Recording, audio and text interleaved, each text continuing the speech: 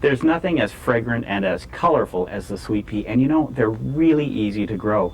When we brought Renee Shepherd from Renee's Seeds to show us just that. Hi, Renee. Hi. So, I see you've got all your sweet pea seeds all set up there. Can you tell us and show us how easy it is? Because I know there's nothing like a little bouquet of sweet peas you can put them on your table, and they're just gorgeous. Well, I have to say that it's my favorite flower. Is it? And I sell 25 varieties, and there's many, many more. But the reason I think they're so wonderful is there's nothing like the fragrance of sweet peas. It's never too strong and never cloying, and no one's ever replicated it. You'll never find sweet pea perfume. No, I can't tell that you love them. I can't tell at all. But you're right. A little bouquet of sweet peas can actually perfume a room, and Yeah. they really can, but never too much. Never too much. So what have you got there? Is there a trick to growing sweet peas? Well, you know, sweet peas, when you sow them, actually depends on where you live and your Okay. climate. It's a little different than a lot of flowers. What a lot of people don't realize is sweet peas are quite frost tolerant, and they can take light frost. So you sow them if you live in a mild winter climate Okay. where the ground doesn't freeze hard. You can actually sow them in the fall when you plant daffodils. Oh, really? And the key is having well-drained, very friable, loose soil that's deeply enriched. Yeah. So if you have clay soil, you might want to plant them in a raised bed Okay. or in containers. All right. So that way they make a root system over the winter. They maybe just show an inch or two above ground, not much. And in the spring they can really take off, because sweet peas like to bloom best as the days are lengthening and the weather's getting gradually warmer. Okay.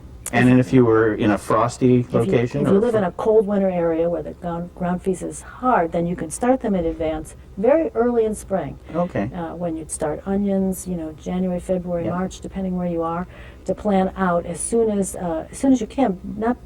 There can still be light frosts. Yeah. And depending in very northern areas, you plant them out in April or May. Yeah. And as you go south, you'd plant them out a little earlier. Perfect. All the keen gardeners are in January 1. They've got their sweet peas out and ready to go in Tuktoyaktuk probably. So, anyways, what do we do? Now? I see you've got a nail clip there, and I really want to know what you do with nail clips and sweet peas. Well, sweet pea seeds by nature germ erratically, because nature designed them to germinate a few and then a few more and a few more. So if the Right. weather turns, because remember I said they can take severe weather, if the weather turns really rainy, then some won't get ruined and so on. So you want to hasten their germination. Okay. And the common wisdom has it that you soak sweet peas overnight. That helps, but what I have found after doing it a lot of times, and I think quite scientifically, is actually clipping their seed coat is the best way to speed their germination. Now you don't have to do this. It'll take a little longer for them to come up. And sweet peas take anywhere from 10 days to 28 days. So be patient and make sure birds don't get the seedlings too. That's another yes. thing. But if you really want to speed them up, you take your ordinary nail clippers and you just break the seed coat. Just scratch it. Oh, okay. You're not trying to clip a piece out. Literally just make a little clip in the edge. Just scratch That's over. all you're doing. Okay. And that will hasten their germination and make them germ more uniformly. Okay. Now, what about the germination of sweet peas? You know, often when you're doing a flat, you'll stick in multiple seeds because, you know, sometimes they don't all come up. Do you have to do that with sweet peas, or is the germination pretty good with them? Well, germination in sweet peas stays fresh for a couple of seasons. So the first and most critical thing is to buy from a good quality seed company that tests its seed regularly. Okay. Having said that, yes, they do germ erratically and can take a while. So in these little 2-inch squares, I'd probably put 3 or 4 seeds. Okay. And as we have as an example here, I have done, and then I've cut them back to 1 or 2 seedlings when they're Okay. a couple inches tall. Very important. Because Okay. if you're transplanting them, you want to not disturb the roots, and in putting them out of the container, you would do that if they're all tangled up. So just take a little nail scissors and cut them back to the best 1 or 2. Okay, perfect. So, how deep do we stick these in? You plant them about 1 inch deep, Okay. okay? And you literally I just take my finger and drop them in, because you just want to get them well covered and push the soil back. You could also take a pencil. I'll pretend this is pencil, it's actually a pen. Make a little hole. Ah, mini dibbler. A pencil works just fine. And just drop them in, just like that. They're really You're easy to set. sew. Now, you mentioned you have 25 different varieties, but can I pick your brain to see what are your favorite ones. What are if you had to pick 5 of your favorite, which ones would they be?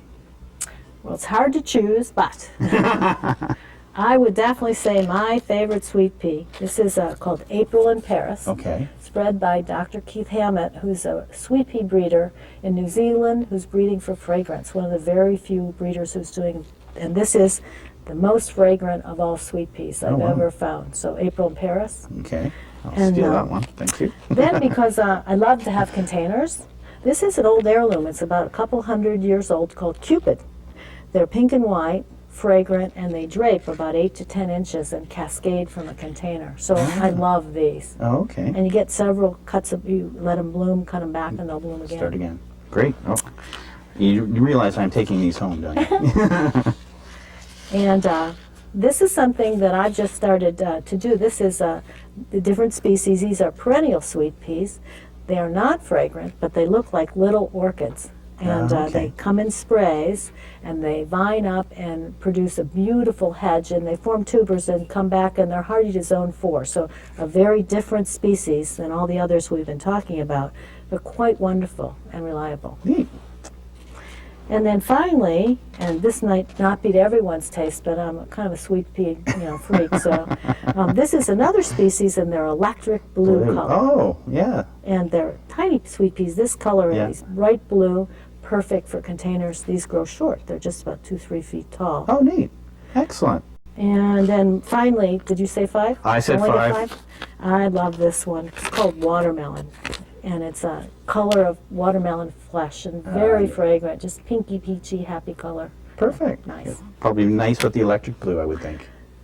They all, yes, they'd be gorgeous, but I love them all. Oh, Renee, thank you very much. You've made it really easy and simple for us, and I'm going to take these home and try them. Okay.